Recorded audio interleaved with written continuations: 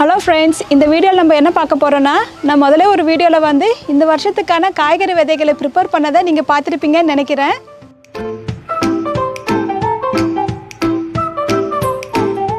இப்போ இந்த வருஷத்துக்காக உருளைக்கிழங்கு வந்து நான் மண்ணில் நட்டு வைக்க போகிறேன். அந்த வீடியோவை தான் உங்களோட நான் ஷேர் பண்ணிக்கலான்ட்டு இருக்கேன்.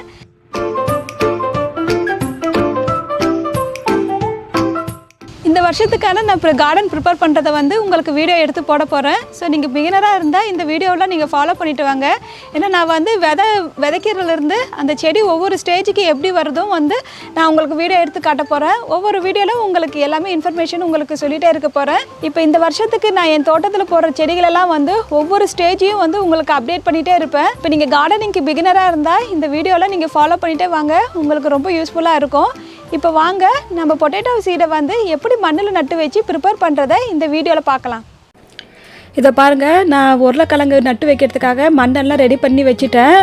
நான் வந்து முதலே ஒரு வீடியோ போன வருஷம் நான் போட்டிருக்கேன், பொட்டேட்டோ வந்து எப்படி நம்ம வளர்க்கணுன்ட்டு. அதில் வந்து டீட்டெயில்டாக உங்களுக்கு எல்லா இன்ஃபர்மேஷன் சொல்லியிருக்கேன். ஸோ பார்க்காதவங்க அதை பார்த்து நீங்கள் தெரிஞ்சுக்கோங்க.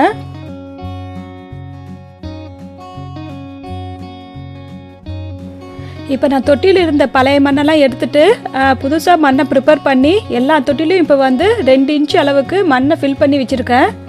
கண்டெய்னருக்கு மண் எப்படி ப்ரிப்பேர் பண்ணணுன்ட்டு முதலே நான் ஒரு வீடியோ போட்டிருக்கேன். நீங்கள் அதை பார்த்து நீங்கள் இதை ப்ரிப்பேர் பண்ணி வச்சுக்கோங்க.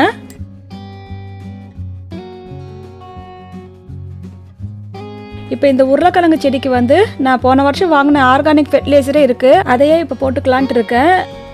இப்போ நான் இந்த ஃபெர்டிலைசரை வந்து இப்போ நான் மிக்ஸ் பண்ணி வச்சுருந்த எல்லா தொட்டிகளுக்கும் நான் இப்போ போட போகிறேன். இதிலே மெஷர்மெண்ட் இருக்குது. ஒரு ஸ்கொயர் ஃபீட்டுக்கு வந்து 4 டேபிள் ஸ்பூன் போட சொல்லியிருக்காங்க. நான் வந்து அவ்வளோ போட போகிறதில்ல, ஏன்னா ஆல்ரெடி வந்து ஓம் காஸ்டிங் எல்லாம் போட்டு நல்லா ஹெல்த்தியாக தான் மண்ணை ப்ரிப்பேர் பண்ணி வச்சுருக்கேன். ஸோ கொஞ்சம் நான் எல்லாத்துலேயும் நான் போட்டுக்கிறேன்.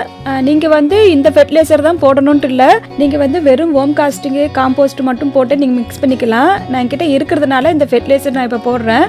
அப்படி இல்லைனா நீங்கள் வந்து தக்காளி செடிக்கு நீங்கள் ஃபெர்டிலைசர் எந்த ஃபெர்டிலைசர் போடுறீங்களோ அந்த ஃபெர்டிலைசர் கூட இப்போ நீங்கள் பொட்டேட்டோக்கு வந்து போட்டுக்கலாம். பட் நீங்கள் ஆர்கானிக் ஃபெர்டிலைசராக பார்த்து வாங்கி போடுங்க, அதுதான் நமக்கு நல்லது. ஃபெர்டிலைசர் இப்போ நீங்கள் போடுறது வந்து உங்களுக்கு தேவைப்பட்டால் மாதத்துக்கு ஒரு தடவை நீங்கள் போட்டுக்கலாம். இங்கே அதிலே மெஷர்மெண்ட்டும் இருக்குது, எப்போ வந்து போடுறது எல்லாமே இருக்குது. நீங்கள் செடியை பார்த்தாவே உங்களுக்கு தெரியும் ஹெல்த்தியாக இருக்கா இல்லையான்ட்டு. அதை பார்த்து நீங்கள் வந்து ஃபெர்டிலைசர் போட்டுக்கோங்க உங்களுக்கு தேவைப்படும் போது.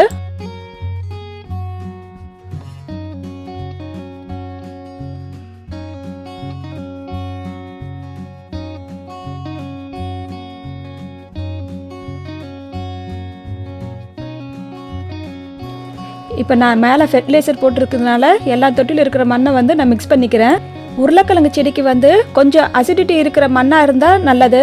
உங்கள் மண்ணில் ஆல்கலைன் ஜாஸ்தியாக இருந்தால் நீங்கள் வந்து வினிகர் கொஞ்சம் தண்ணியில் கலக்கி நீங்கள் அதையும் ஊற்றிக்கலாம். சல்ஃபர் போட்டுக்கலாம், அதுவும் ஆர்கானிக் தான். அப்படி இல்லைனா வந்து நீங்கள் ஆரஞ்சு தோலை வந்து ஒரு வாரம் தண்ணியில் ஊற வச்சுட்டு அந்த தண்ணியை எடுத்து ஊற்றலாம். அப்படி இல்லைனா நீங்கள் வந்து பீட் மாஸும் இதில் கொஞ்சம் மிக்ஸ் பண்ணிக்கலாம். பீட் மாஸில் வந்து கொஞ்சம் அசிடிட்டி ஜாஸ்தியாக இருக்கும். ஸோ அதனால் நீங்கள் வந்து மிக்ஸ் பண்ணும்போது மண் மிக்ஸ் பண்ணும்போது கூட நீங்கள் அதை கொஞ்சம் போட்டு நீங்கள் மிக்ஸ் பண்ணிக்கலாம்.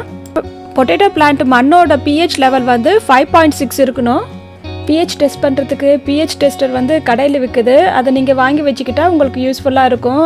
அதுவும் இல்லாமல் நீங்கள் வந்து ஆல்கலைன் டெஸ்ட் பண்ணுறதுக்கெல்லாம் சாயில் டெஸ்ட் கிட்டும் வாங்கி வச்சுக்கிட்டா அதுவும் உங்களுக்கு யூஸ்ஃபுல்லாக இருக்கும். நம்ம அப்பப்போ செக் பண்ணிக்கலாம் வீட்டிலே வந்து மண் எந்த கண்டிஷனில் இருக்குன்ட்டு. ஸோ அதை பார்த்து நம்ம ப்ரிப்பேர் பண்ணிக்கலாம் மண் வந்து. இப்போ நான் எல்லா தொட்டிலையும் வந்து ஃபெர்டிலைசர் மிக்ஸ் பண்ணி ரெடி பண்ணிட்டேன். இப்போ அடுத்து வந்து நம்ம பொட்டேட்டோ சீடை வந்து மண்ணில் வச்சுக்கலாம். நான் வந்து இந்த வருஷத்துக்கு யுகான் கோல்டும் ரெட் நார்லாண்டு பொட்டேட்டோ தான் வாங்கியிருக்கேன். இது சீட் பொட்டேட்டோ. இப்போ நான் ஓப்பன் பண்ணி காட்டுறேன் பாருங்கள். எல்லா உருளைக்கிழங்கும் இப்போயே நல்லா முளைச்சிருக்கு. ஒரு பேக்கில் வந்து 6 பொட்டேட்டோ இருக்குது. நல்லா ஹெல்த்தியாக இருக்குது பாருங்கள். உங்களுக்கு எந்த வெரைட்டி வேணுமோ அதை வந்து உங்கள் நல்ல நர்சரியாக பார்த்து வாங்கி வச்சுக்கோங்க. இப்போ நான் வந்து யுகான் கோல்டு பொட்டேட்டோ வந்து மண்ணில் நட்டு வைக்க போகிறேன். நான் ஒவ்வொரு தொட்டியில் வந்து ஒரு 2 பொட்டேட்டோ எடுத்து வச்சுக்க போகிறேன்.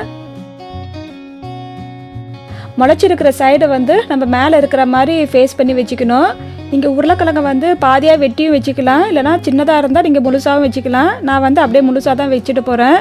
ஸோ ஏன்னா இந்த தடவை வந்து நான் ரொம்ப கார்டன் போட மாட்டேன், நான் முதலே சொல்லியிருக்கேன். ஸோ எங்கள் வீட்டுக்கு தேவையான அளவு மட்டும் கொஞ்சமாக எங்களுக்கு மட்டும் பண்ணலான்ட்டு இருக்கேன். போன வருஷம்லாம் நிறையா வச்சுருந்தேன், நிறையா தொட்டியில் வந்து உருளைக்கிழங்கு செடி வச்சுருந்தேன்.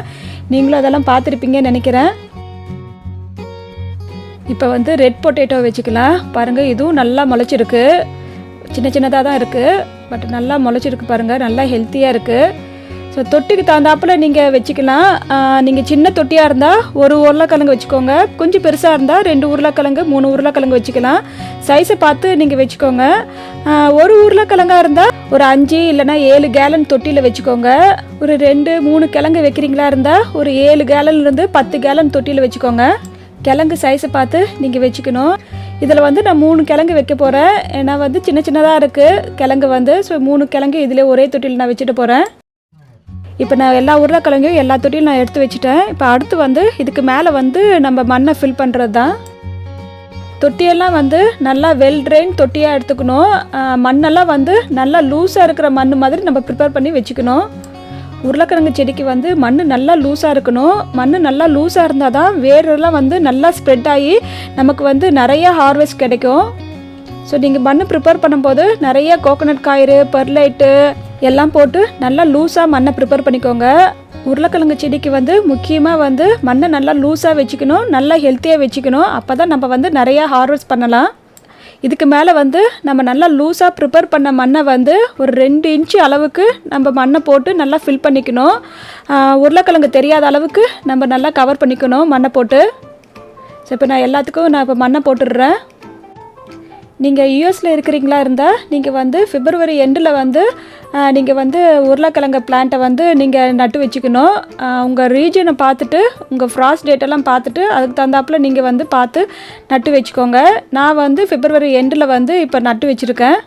இது வரைக்கும் நீங்கள் பிளான் பண்ணலாம் கூட பரவாயில்ல, இன்னும் லேட் ஆகலை. நீங்கள் வந்து மார்ச் பிகினிங்கில் வரைக்கும் நீங்கள் வந்து உருளைக்கிழங்கு பிளான்ட்டை வந்து நீங்கள் பிளான் பண்ணிக்கலாம். இதை வந்து ஒரு 100 நாளில் நம்ம வந்து ஹார்வெஸ்ட் பண்ணிடலாம். இப்போ நம்ம மண்ணை போட்டுட்டு ஒரு 2-3 வாரத்திலே வந்து கொஞ்சம் செடி வந்து மேலே வந்துடும்.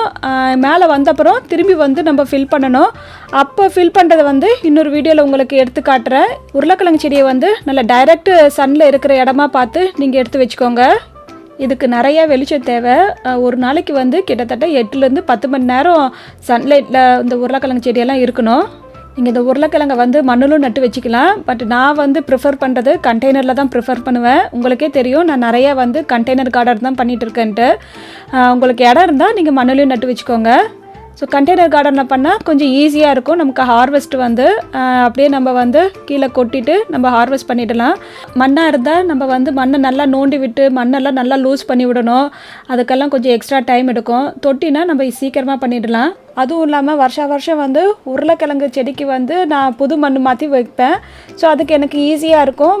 தொட்டியில் வச்சுருந்தா நான் ஈஸியாக புது மண்ணை மாற்றி நான் ரெடி பண்ணிப்பேன். உங்களுக்கு எது வசதியோ அதை மாதிரி நீங்கள் பார்த்து பண்ணிக்கோங்க. இந்த தடவை நான் மண் ப்ரிப்பேர் பண்ணும்போது வீட்டில் தயாரித்த ஓம் காஸ்டிங் வச்சு தான் வந்து நான் மண்ணை ப்ரிப்பேர் பண்ணேன். நீங்கள் வீடியோலும் பார்த்துருப்பீங்க. நான் ஓம் காஸ்டிங் ஹார்வெஸ்ட் பண்ணதெல்லாம் வந்து அந்த 2-3 மாதமாக வந்து இந்த ஓம் காஸ்டிங்கெல்லாம் நான் சேர்த்து வச்சுருந்தேன். ஸோ அதை வந்து தான் இப்போ மிக்ஸ் பண்ணி நான் இப்போ மண் ப்ரிப்பேர் பண்ணியிருக்கேன்.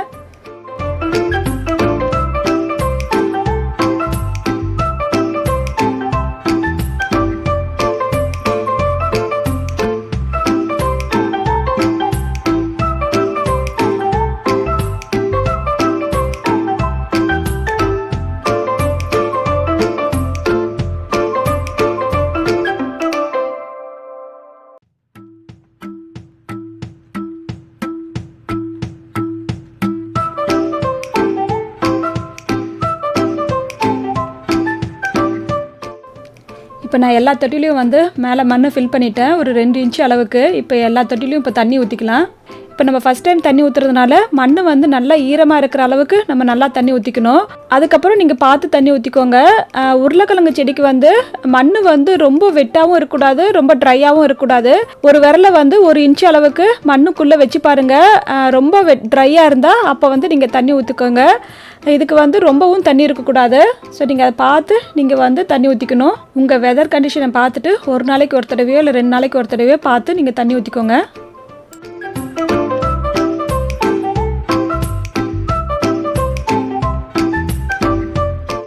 இப்போ வந்து உருளைக்கிழங்க சீடெல்லாம் வந்து ஃபஸ்ட்டு ஸ்டேஜாக வந்து இப்போ எல்லாத்தையும் நான் ரெடி பண்ணிட்டேன். அடுத்து வந்து இன்னும் கொஞ்சம் செடியெல்லாம் வளர்ந்த அப்புறம் திரும்பி மண் ஃபில் பண்ணணும். அப்போ வந்து திரும்பி உங்களுக்கு வீடியோ எடுத்து காட்டுறேன். முதல்ல உருளைக்கிழங்கு செடி வச்சிருந்த தொட்டியை வந்து நான் இப்போ எல்லா மண்ணையும் நான் க்ளீன் பண்ண போது இந்த உருளைக்கிழங்கெல்லாம் அந்த மண்ணில் இருந்தது. நான் முதல்ல அந்த தொட்டிலெல்லாம் ஹார்வெஸ்ட் பண்ணிட்டேன். இது வந்து அதுக்கப்புறமா வந்திருக்கு. கொஞ்ச நேரம் அதை காய வச்சுட்டு அப்புறம் எடுத்து நான் வீட்டில் வச்சுடுவேன். தேவைப்படும் போது எடுத்து சமைச்சிப்பேன். எனக்கு ரொம்ப ஆச்சரியமாக இருந்தது. ஏன்னா இந்த இவ்வளோ குளிர்லேயும் வந்து தாக்கு பிடிச்சி மண்ணில் வந்து அழுகாமல் அப்படியே இருந்திருக்கு. பாருங்கள், கிழங்கெல்லாம் நல்லா இருக்குது, நல்லா ஹெல்த்தியாக இருக்குது. உங்களுக்கு பார்த்தாலே தெரியும். இந்த கிழங்கு பாருங்கள் ஆல்ரெடி வந்து முளைச்சிடுச்சு. இது வந்து ஸோ இதை திரும்பி நான் அப்படியே எடுத்து மண்ணில் நட்டு வச்சுட்டு போகிறேன். இந்த கிழங்கு வந்து தனி தொட்டியில் தான் வச்சுட்டு போகிறேன். ஸோ இது எப்படி வருதுன்ட்டு நான் பார்க்க போகிறேன். ஓகேங்க, இப்போ நம்ம வந்து உருளைக்கிழங்கு சீடெல்லாம் எல்லா தொட்டிலையும் எடுத்து வச்சாச்சு. நம்ம அடுத்த வீடியோவில் பார்க்கலாம். பாய், தேங்க்யூ.